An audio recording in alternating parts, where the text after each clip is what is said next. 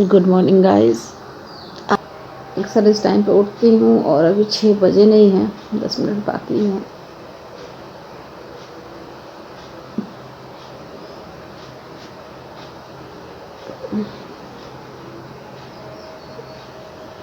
मिलते हैं, फ्रेश होकर आती हूँ।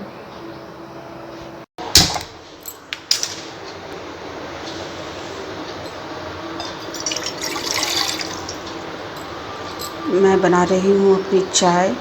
सुबह की चाय में मैं दूध बिल्कुल कम रखती हूँ, लगभग 1/3 पानी एंड 1/4 दूध होता है, और ना ही मैं चीनी डालती हूँ। मेरे किचन से बाहर का नज़ारा देखिए सुबह सुबह का, है ना खूबसूरत, है ना खूबसूरत। मैंने ये पेड़ बहुत साल पहले लगाए थे और उस टाइम पे सबको लगता था कि ये बड़ा हो रहा है, परेशानी क्रिएट करेगा।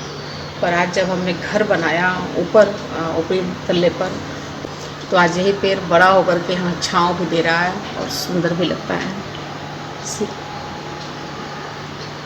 ब्यूटीफुल। यहाँ बहुत सी चिड़ियाएँ आती हैं।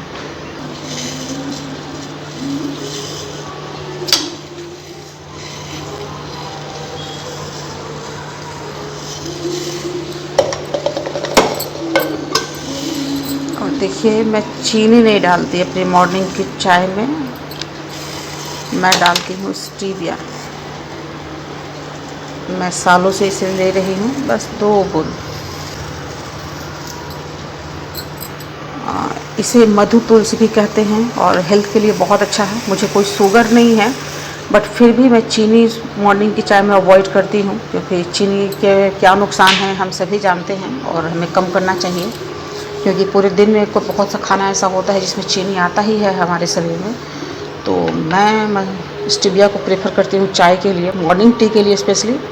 कभी कभार मैं दिन में पीती हूँ, अदरवाइज मैं मॉर्निंग में सिर्फ इसको ज़रूर लेती हूँ। और बहुत से ब्रांड मैंने इसके ट्राई किए हैं, बट इसका मैंने देखा कि ये 2 बूंद काफ़ी होता है और अच्छा चलता है। बाकी जो आते हैं जो इसे सस्ते होते हैं, वो बहुत जल्दी ख़त्म होते हैं, क्योंकि उनके बहुत से ड्रॉप्स आपको डालने होते हैं चाय में। मॉर्निंग की टी को पतला रखें, शुगर फ्री रखें, और साथ ही मैं कहूँगी कि कम रखें। मैं देखिए मैं कितने छोटे से कप में पीती हूँ। मैं इस कप में लूँगी, इससे ज़्यादा बड़ा कप में नहीं यूज़ करती। तो चाय पीती हूँ, फिर मिलते हैं। मैं अपने सभी दोस्तों को स्टीविया ज़रूर रिकमेंड करती हूँ, लेकिन कई लोगों का कहना होता है कि ये पता नहीं कैसा लगेगा। कुछ लोग टेस्ट करते हैं और उन्हें परेशानी महसूस होती है। पर मैं यही कहूँगी कि हमें स्वाद को प्रेफर करना चाहिए, बट पूरा दिन पड़ा होता है, इसके लिए मॉर्निंग के टाइम में एटलीस्ट हमें शुगर से बचना चाहिए, क्योंकि वो बॉडी में एक सडन स्पाइक देता है जो कि नुकसानदेह होता है। स्टीविया हफ्ते भर अगर आप लेते हो तो आपका इसको स्वाद आपके जुबान पे आ जाता है, आपको फ़र्क नहीं पड़ता।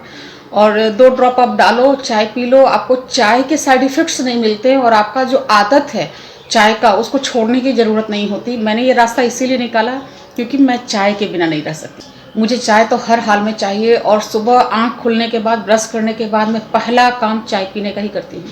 उसके बाद ही मुझसे कुछ और चीज़ें होंगी, अदरवाइज़ मैं कुछ नहीं करने वाली हूँ।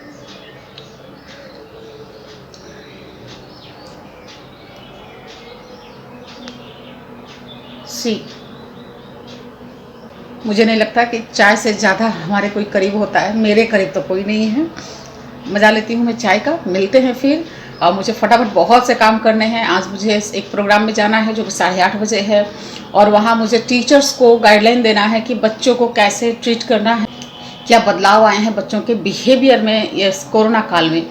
तो प्रोग्राम बहुत एक्साइटिंग है, और देखती हूँ अगर मैं कुछ क्लिक कर पाई या मुझे कुछ फ़ोटोज़ वहाँ से मिल पाए तो मैं आप लोगों के साथ ज़रूर शेयर करूँगी, और अगर कुछ नहीं मिल पाया तो बस इतना से ही काम चलाएं।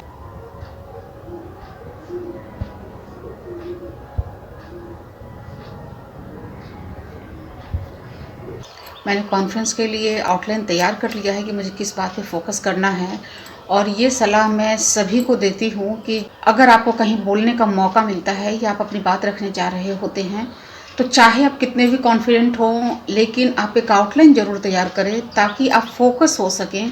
क्योंकि हमारे पास बहुत सी बातें होती हैं, और जब आउटलाइन नहीं होता तो हम डाइवर्ट हो जाते हैं। तो पब्लिक स्पीकिंग के लिए ये भी एक बहुत अच्छी स्किल होती है, एक बहुत ज़रूरी स्किल होता है कि आप आउटलाइन तैयार करें। पूरा भाषण लिखने की ज़रूरत नहीं होती, पॉसिबल भी नहीं है। मैं बिना कुछ लिखे, बिना किसी आउटलाइन के घंटों बोल सकती हूँ, लेकिन उसमें बहुत सी बातें आ जाती हैं। और जब आपको लिमिटेड टाइम दिया जाता है, जैसे मुझे यहाँ 20 to 30 मिनट दिया गया है जिसमें मुझे अपनी बात रखनी है, तो उसमें मुझे बहुत सी बातों को क्लियर करना है जो कि ज़रूरी है, क्योंकि हर बार ऐसी चीज़ें होती नहीं, टीचर्स को हर समय काउंसलिंग दी नहीं जाती। तो मेरे लिए एक बहुत अच्छा मौका है कि मैं उन लोगों तक उन बातों को पहुंचाऊं जो बच्चों को नुकसान पहुंचाती है टीचर्स के बिहेवियर के कारण। तो मेरा पूरा आउटलाइन उसी के आसपास तैयार हुआ है और उम्मीद करती हूं कि प्रोग्राम बहुत अच्छा होगा और मैं अपनी बात कन्विंस कर पाऊँ।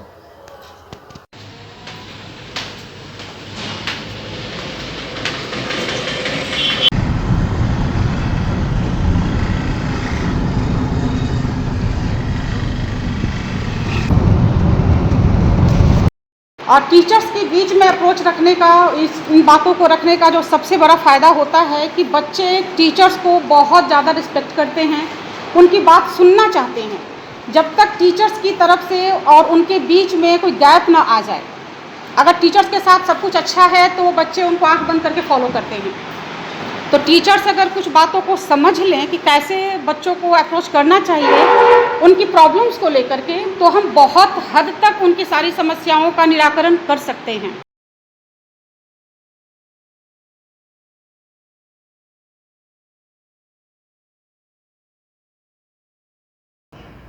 प्रोग्राम से मैं वापस आ गई, बहुत अच्छा एक्सपीरियंस रहा, बहुत मज़ा आया और बहुत अच्छा कम्युनिकेशन हुआ टीचर्स के साथ में। फ़िलहाल बज गए हैं 12 और मुझे लगी है तेज़ भूख।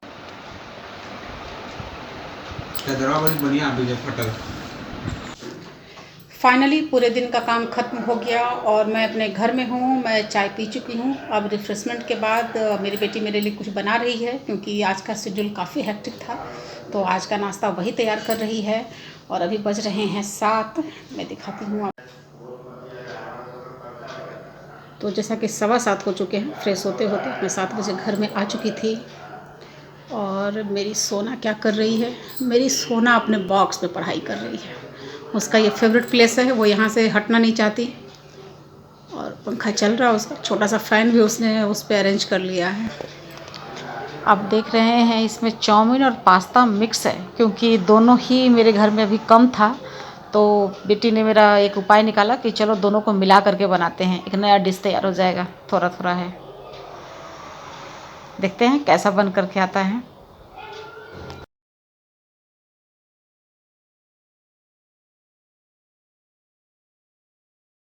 नहीं, जब डालेगी तब।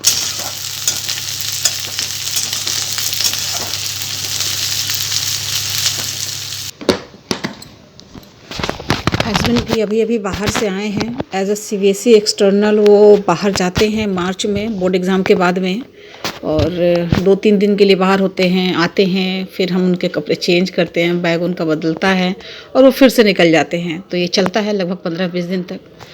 और ये एक बहुत अच्छा सा, देखिए, इनको मिला है गिफ्ट, लोग देते हैं यादगार के रूप में। मैं खाली करती हूँ इनकी सारी चीज़ों को जब तक कि नाश्ता तैयार हो जाएगा।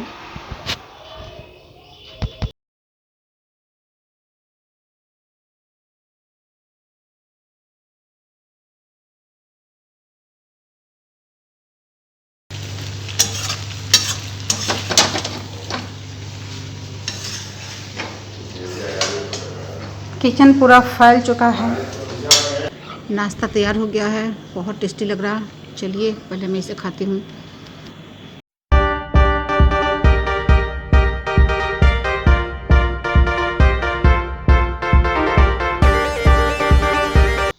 आज बनाने वाली हूँ बैगन और टमाटर की चटनी और सत्तू का पराठा।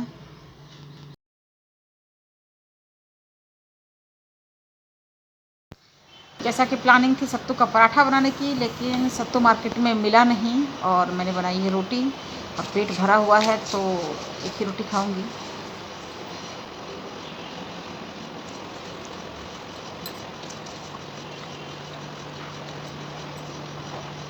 तो फाइनली गाइस, मैं मुंह धो करके आ गई बेड पे सोने के लिए।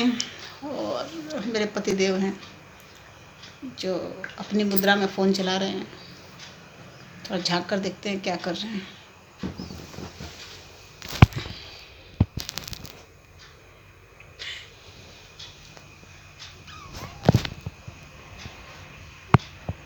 मुस्कुरा रहे हैं। मच्छरदानी लग रहा है और अब हम जा रहे हैं सोने। काफ़ी लेट हो गया है और हालत ख़राब है, बहुत थके हुए हूँ। मिलते हैं कल, बाय बाय।